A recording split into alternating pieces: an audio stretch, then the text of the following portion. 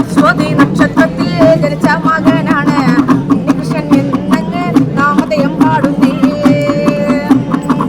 ഓമന മകനുടെ നാൾ കൊണ്ട് പാടുമ്പോ ദോഷവും തീരണോ ദുരിതവും മാറണേ. കണ്ടകശനി ദോഷോ ഏഴരാശനിയോ രാഘവൊക്കെ ദുർദോഷം പാടിയിറക്കുന്നേ. രാപ്പാനിയോട് പേപ്പാന് തീരണോ രപ്പനൊടിയടേ.